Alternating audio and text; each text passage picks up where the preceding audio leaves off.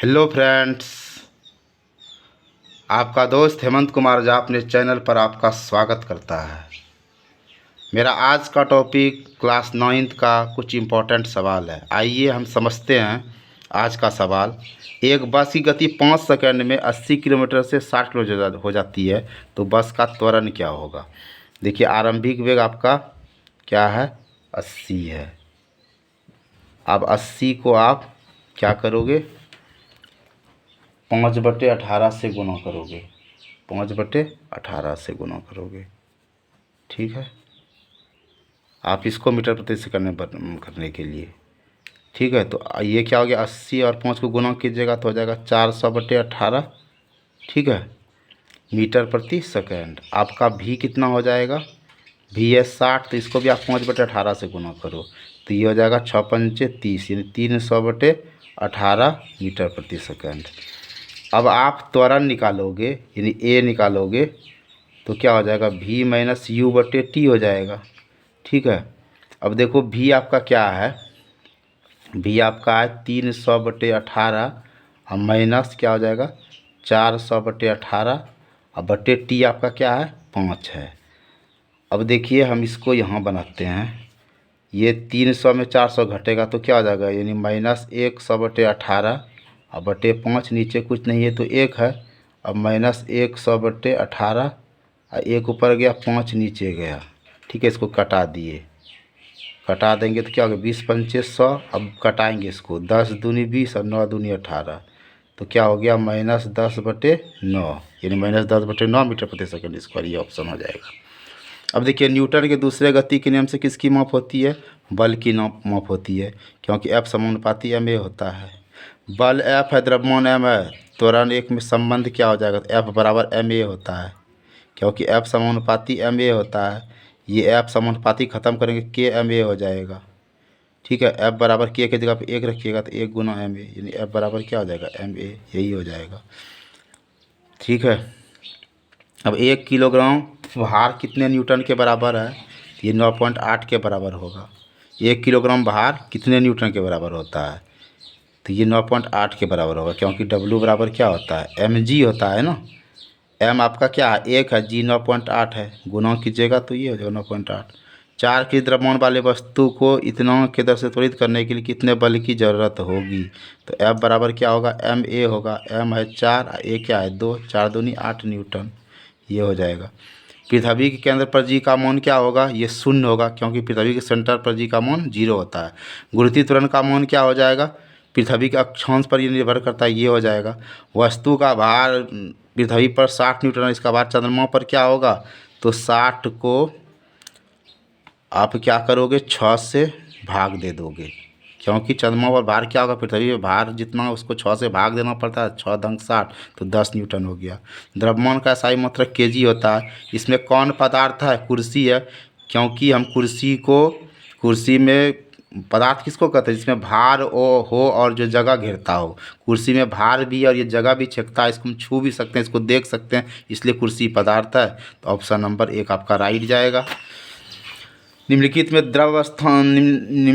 द्रवस्था में कौन निश्चित रहता है, द्रव का आयतन निश्चित रहता है। द्रव क्या होता है, जिसका आयतन निश्चित हो, आकार अनिश्चित हो। जल का क्वथनांक कितना होता है, जल का क्वथनांक 273 होता है, क्योंकि 100 में 273 को आप जोड़ दो, 1 मिनट, जल का क्वथनांक क्या हो जाएगा, तो 0 है, 0 में आप क्या कर दोगे, 273 को जोड़ दोगे तो 273 हो जाएगा।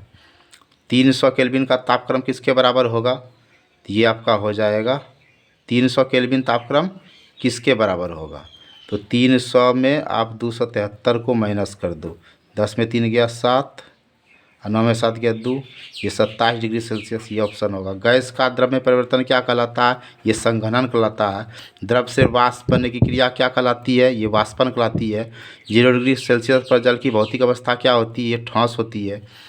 कैल्शियम ऑक्साइड में कैल्शियम और ऑक्सीजन के भार का अनुपात क्या होगा, ठीक है, कैल्शियम ऑक्साइड में, तो कैल्शियम का क्या होता है, परमाणु द्रव्यमान 40 होता है। ऑक्सीजन का क्या होता है, 16 दूनी 32 होता है, तो 40/32 कीजिएगा, तो 20 दूनी 40 और 16 दूनी 32, 10 दूनी 20, 8 दूनी 16, 5 दूनी 10, 4 दूनी 8, 1 मिनट गाइज। अब देखो गाइज ये कट के 5/4 निकला, 5/4, तो इसका 5:4 होगा। ठीक है, तो ये ऑप्शन नंबर यहाँ बनाइए, थोड़ा मिस्टेक हो गया, ये 5:4 होगा, ये आपका 2 होगा। अब देखिए जल का क्वथनांक गाइज क्या होगा, ये 100 डिग्री सेल्सियस होगा। ये जल का क्वथनांक 100 डिग्री सेल्सियस होता है, ये थोड़ा सा मिस्टेक हो गया था, ये होगा। अब देखिए निम्नलिखित में कौन तत्व बहुपरमाणविक है, बहुपरमाणविक कौन है, ये सल्फर का S8 होता है, फास्फोरस का P4 होता है, ऑक्सीजन का O2 होता है, क्लोरीन का Cl2 होता है। तो बहुपरमाणविक 8 सबसे ज़्यादा, इसलिए ये हो जाएगा। फास्फोरस की परमाणुकता कितना होता है, फास्फोरस का P4 होता है, तो इसका 4 होगा। देखो परमाणुकता 4 है, तो ये हो जाएगा। निम्नलिखित में कौन सा परमाणु द्रव्यमान इकाई के लिए मानक रूप में है, तो C12। सोडियम ऑक्साइड का सूत्र क्या होगा, तो देखो सोडियम का 11 होता है, 2, 8, 1, इसका वैलेंसी 1 होगा। और ऑक्सीजन का 8 होता है, तो 2 और 6, इसका वैलेंसी क्या हो जाएगा, 8 में 6 घटाएंगे तो क्या हो जाएगा, 2 होगा। ये सोडियम है, ये ऑक्साइड है। सोडियम का क्या होगा, सोडियम का 1, ऑक्साइड का क्या होगा, 2 होगा। इसको कोना कोनी गुना करो तो क्या हो जाएगा, यहाँ Na2O। ठीक है, ये हो जाएगा। 4 मोल एल्युमिनियम ऑक्साइड का परमाणु द्रव्यमान क्या होगा। अब देखो एल्युमिनियम का क्या होगा परमाणु द्रव्यमान, एल्युमिनियम का देखो क्या होता है, एल्युमिनियम 13, एल्युमिनियम का परमाणु द्रव्यमान, एल्युमिनियम का 13 दूनी ये 27 होता है। ठीक है, और 4 मोल का कहता है तो क्या हो जाएगा, 27 को 4 से गुना कर दोगे, 7 चौक 28 की 8 मतलब 2, 4 दूनी 8, 2 10, 108 ग्राम हो जाएगा। कोशिका की खोज कब हुआ, 1665 में हुआ। जीव शरीर की रचनात्मक और कार्यात्मक इकाई क्या कहलाता है, कोशिका कहलाता है, क्योंकि कोशिका जीवों की संरचनात्मक और क्रियात्मक इकाई है। कोशिका से ही जीव का रचना हुआ है, और हमारा शरीर जो कार्य करता है इसमें कोशिका की भूमिका है। तो पादप कोशिका के चारों तरफ पाए जाने वाले झिल्ली को हम लोग क्या कहते हैं, प्लाज्मा झिल्ली कहते हैं। तारकाय पाया जाता है किसमें, कोशिका द्रव्य में पाया जाता है। माइटोकॉन्ड्रिया एक कार्य करता है कैसे, ऊर्जा उत्पादन, क्योंकि ये बिजली घर इसको कहा जाता है। लाइसोसोम के निर्माण में कौन सा कोशिकांग सहायक है, इसमें आपका गोल्जी उपकरण हो जाएगा। कौन सा लौह प्रकाश संश्लेषण के लिए आवश्यक है, तो क्लोरोप्लास्ट हो जाएगा। पौधे में जड़ और तने की मोटाई किस ऊतक कारण बढ़ती है, तो ये आपका कैम्बियम हो जाएगा, ये हो जाएगा ऑप्शन। निम्न में से कौन फ्लोएम का भाग नहीं है, ये स्नायु हो जाएगा। निम्न में कौन सा जाइलम का भाग नहीं है, ये चाल नालिका हो जाएगा। कार्क कोशिका में पाया जाता है, क्या पाया जाता है, सुब्रीन पाया जाता है। कौन सा ऊतक जो हमारे शरीर में वसा का संचय करता है, तो ये आपका जाएगा वसीय ऊतक। दो अस्थियों को जोड़ने वाला ऊतक क्या कहलाता है, लिगामेंट कहलाता है। निम्न में कौन सदिश राशि है, तो वेग सदिश राशि, क्योंकि देखो ये वेग सदिश राशि है। ठीक है, यदि किसी वस्तु का विस्थापन शून्य है तो उस वस्तु द्वारा तय की गई दूरी क्या होगा, शून्य होगा, या शून्य नहीं भी हो सकता है। यदि किसी वस्तु का विस्थापन शून्य होगा तो उस वस्तु द्वारा तय की गई दूरी शून्य भी होगा, शून्य नहीं भी होगा। क्योंकि देखो अब मान लो ये तो कोई वस्तु का विस्थापन 0 हो गया, तो कहने का मतलब अगर ये यहाँ से यहाँ तक दूरी तय करती है, यहाँ से 90 किलोमीटर दूरी तय करती है, और फिर ये यहाँ से रिटर्निंग होता है, उस समय इसका विस्थापन 90 में 90 घटेगा तो 0 हो जाएगा। अब ये देखो ये इसी जगह है, कोई दूरी तय नहीं कर रहा है, इस समय इसका विस्थापन 0 नहीं होगा, तो शून्य भी होगा, शून्य नहीं भी हो सकता है। अब इकाई समय में वस्तु द्वारा तय की गई दूरी को हम लोग क्या कहते हैं, चाल कहते हैं। विराम में आने के बाद वस्तु का अंतिम वेग कितना होता है, तो शून्य आ जाता है। विराम में आएगा तो वस्तु का अंतिम वेग क्या हो जाएगा, 0 हो जाता है। 36 किलोमीटर प्रति घंटा का वेग किसके तुल्य होगा, तो 36 को 5/18 से गुना कर दो, 18 दूनी 36, 5 दूनी क्या हो जाएगा, 10, ये हो जाएगा। अब कोई कार त्वरण 5 सेकंड में इतना से इतना हो जाता है, तो पहले आरंभिक वेग देखिए 18 है, इसको 5/18 से गुना कर दो, तो ये कट गया तो 5 मीटर प्रति सेकंड हुआ। भी अंतिम वेग कितना, 36, इसको भी 5/18 से गुना कर दो, 18 दूनी 36, 5 दूनी 10 हुआ। अब इसका हम त्वरण निकालेंगे तो ए बराबर क्या होता है, v माइनस यू बटे टी, तो 10 माइनस 5, और टी कितना हमारा 5 है, 10 में 5 गया 5, 5/5 कटाओगे तो क्या हो गया, 1 हो गया, यानी 1 मीटर प्रति सेकंड स्क्वायर। ऑप्शन आपका 1 जाएगा। अब देखिए प्रत्येक क्रिया के समान विपरीत प्रतिक्रिया होती है, यह गति का कौन सा नियम है, ये तृतीय नियम है। क्यों तृतीय नियम क्या कहता है, क्रिया बराबर माइनस प्रतिक्रिया। ठीक है। न्यूटन किसका मात्रक है, बल का है। किसी वस्तु का जड़त्व किस पर निर्भर करता है, वस्तु के द्रव्यमान पर। अगर द्रव्यमान ज़्यादा होगा जड़त्व ज़्यादा होगा, द्रव्यमान कम होगा जड़त्व कम होगा। अब 6 kg का द्रव्यमान है, 4 मीटर का त्वरण उत्पन्न करता है, तो बल क्या होगा, F बराबर ma होता है। तो 6 और 4 को गुणा कर दो, 6 के 24 न्यूटन हो जाएगा। फिर तभी किस तरह से ऊपर जब प्रवृत्ति तुरंत जी का मान क्या होगा, घटता है। जैसे ऊपर जाएगा जी घटेगा। सार्वत्रिक स्थिरांक जी जो है ये मापने की विधि पर निर्भर करता है या किन्हीं दो वस्तुओं के लिए नियत होता है। तो ये आपका हो जाएगा जी जो है ये कांस्टेंट है ना, और कांस्टेंट जो रहता है इसलिए नियत रहता है। 70 kg द्रव्यमान के किसी मनुष्य पर चंद्रमा का भार क्या होगा। ठीक है। तो ये आप निकालने के लिए आप क्या करोगे, पहले ये निकालो W बराबर mg, 70 गुना 9.8 कर दो। ठीक है। और फिर इसको क्या कर दोगे आप 6 से भाग दे दोगे। ठीक है। तो आप 1 मिनट रुकना भाई गाइज। अब देखो ये 70 और 9.8 को गुणा करके 6 से भाग दीजिएगा, आपका ये ऑप्शन हो जाएगा। प्रति एकांक क्षेत्र पर लगने वाले बल को क्या कहते हैं, ये दाब कहते हैं। इसमें कौन पदार्थ नहीं है, तो आपका स्नेह हो जाएगा, क्योंकि हवा में भार है और ये जगह छिकता है। ये जल में भी भार है और जगह छिकता है, भोजन में भी भार है और जगह छिकता है। लेकिन स्नेह, स्नेह में को हम कैसे, इसमें ना भार है ये ना जगह छिकता है। स्नेह में ना भार है ना जगह छिकता है, ना ही इसको हम देख सकते हैं ना ही छू सकते हैं, इसीलिए ये आपका पदार्थ नहीं है। कि पदार्थ के किस अवस्था में अंतरणुक बल प्रबलतम होता है, ये ठोस में होता है, क्योंकि ठोस में कण के बीच की दूरी बहुत कम होती है। बर्फ़ का गलनांक क्या हो जाएगा, 273 हो जाएगा, क्योंकि जीरो में आप 273 को जोड़ दो। 10 डिग्री सेल्सियस पर तापक्रम किसके बराबर होगा, तो 10 में 273 को जोड़ दो तो 3 और 7 एक 8, 283 केल्विन हो जाएगा। जब वाष्प संघनित होता है तो उसका ताप क्या होता है, घट जाता है। द्रव के वाष्पन की गुप्त ऊष्मा क्या हो जाएगी, ये हो जाएगा 2260 kJ जूल प्रति kg हो जाएगा। बर्फ़ का रासायनिक सूत्र क्या हो जाएगा, बर्फ़ का रासायनिक सूत्र, शुष्क बर्फ़ का रासायनिक नाम क्या है, ये ठोस CO2 है। अमोनिया के एक अणु में नाइट्रोजन में हाइड्रोजन के भार का अनुपात क्या होगा। अब देखो अमोनिया है NH3 है। ठीक है।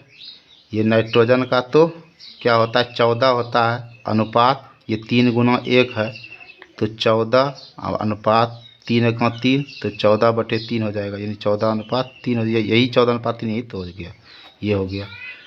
निम्न में कौन सा आता है द्विपरमाणुविक है, द्विपरमाणुविक कौन है, ऑक्सीजन O2 होता है, ये द्विपरमाणु 2 है। ओजोन की परमाणुकता क्या होती है, ओजोन का सूत्र O3 होता है, इसका परमाणुकता 3 है, तो ये 3 हो जाएगा। एक परमाणु द्रव्यमान किसके समान होगा, ये कार्बन 12 का 1/12 के बार, यहाँ कार्बन हो जाएगा, कार्बन 12 का 1/12 भाग।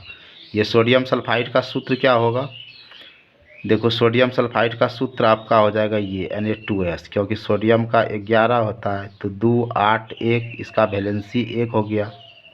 ठीक है। सल्फर का होता है 16 तो 2 8 6, इसका वैलेंसी 8 में 6 गया 2 होगा।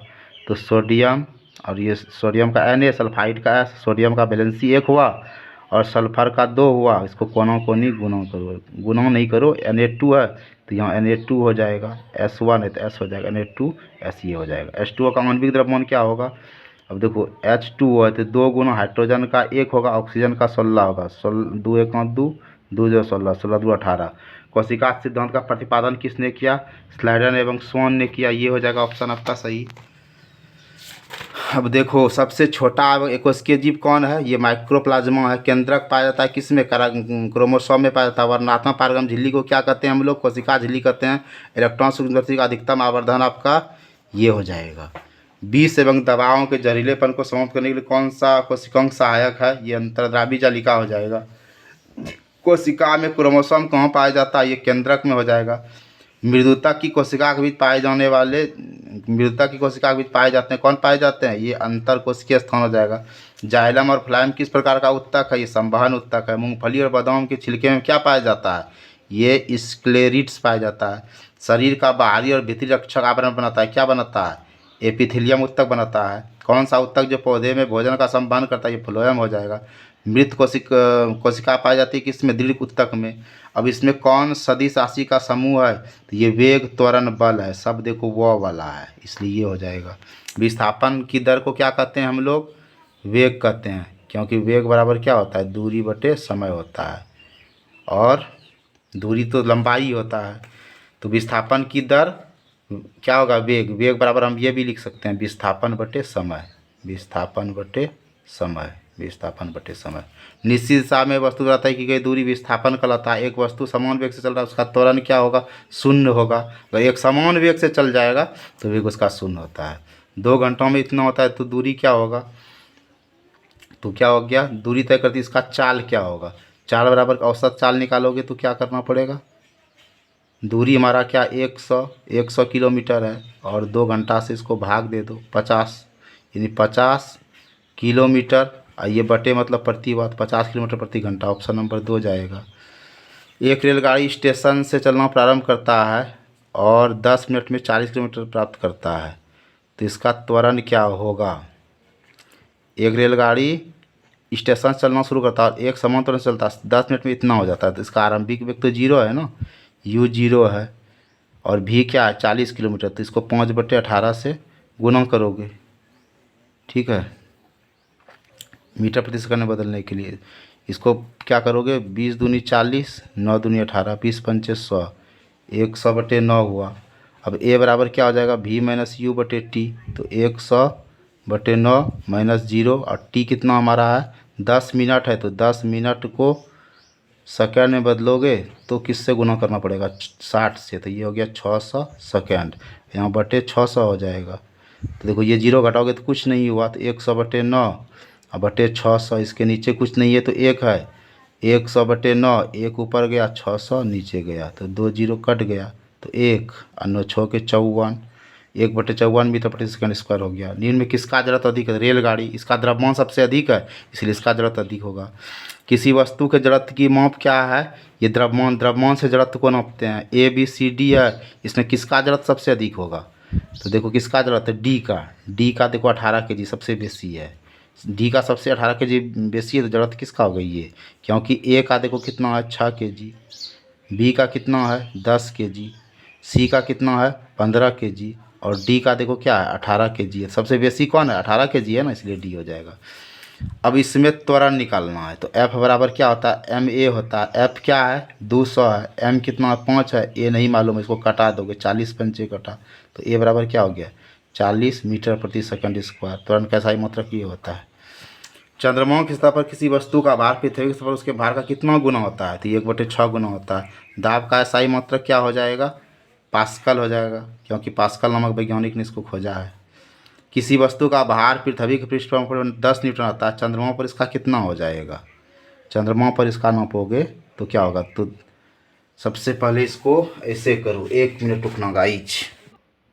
अब देखो एक वस्तु का भार पृथ्वी के पृष्ठ पर मापने पर 10 न्यूटन आता है, इसका भार चंद्रमा की सतह पर मापने पर कितना होगा, चंद्रमा पर नापोगे तो क्या होगा, 10 जो भार है पृथ्वी पर, इसको 6 से भाग दे दो, तो 5 दूनी 10 और 3 दूनी 6, 5/3 को भाग दोगे तो 1.67 न्यूटन के लगभग बराबर होगा।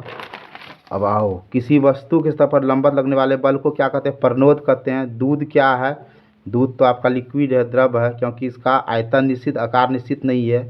गैस के कणों के बीच आकर्षण बल क्या होता है, कम होता है, क्योंकि इसके कणों के बीच की दूरी काफ़ी रिक्त होती है। बर्फ़ का एक टुकड़ा जल के सतह पर तैरता है, क्यों तैरता है, क्योंकि बर्फ़ जल से हल्का है। 25 डिग्री सेल्सियस का तापक्रम किसके बराबर होगा, तो 25 में आप 273 जोड़ दो, 5 3 8 7 2 9, 298 केल्विन, ये हो जाएगा। निम्नलिखित में कौन कपड़ा गर्मी में आरामदायक देता है, तो सूती कपड़ा देता है, क्योंकि सूती कपड़ा जो है पसीने का अवशोषण करता है, इसमें वाष्पीकरण बढ़िया से होता है। कौन तीव्रता विस्तृत होता है, तो गैस में विस्तरण बहुत अच्छा से होता है, क्योंकि गैस का कण हवा में खूब मिलता है। निम्न में से किसके कारण गर्मियों में घड़े का जल ठंडा होता है, वाष्पीकरण के कारण।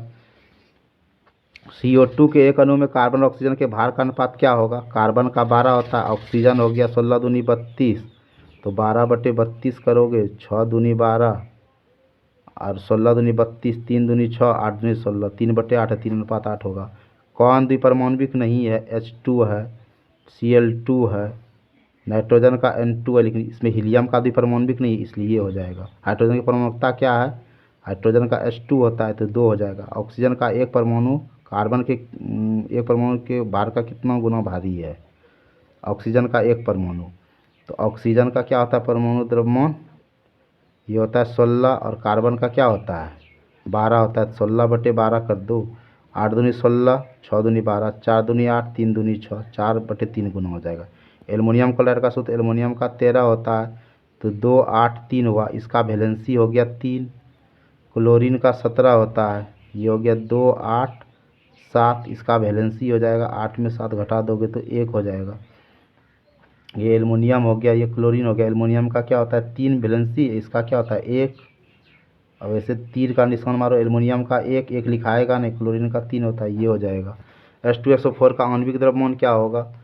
तो 2 गुना हाइड्रोजन का 1 होगा, सल्फर का हो जाएगा 16 दूनी 32, ऑक्सीजन का क्या हो जाएगा 16, 16 चौके 16 गुना 4 हो जाएगा, तो 2 32 और 16 चौके 64, 32 2 34 और 64 को जोड़ दो, 4 4 8 6 3 9 98, ये हो जाएगा।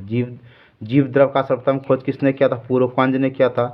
कौन सा कोशिकांग पाचक थैली कहलाता है? लाइसोसोम। कौन प्रोटीन निर्माण का केंद्र है? राइबोसोम। एक कोशिकीय जीव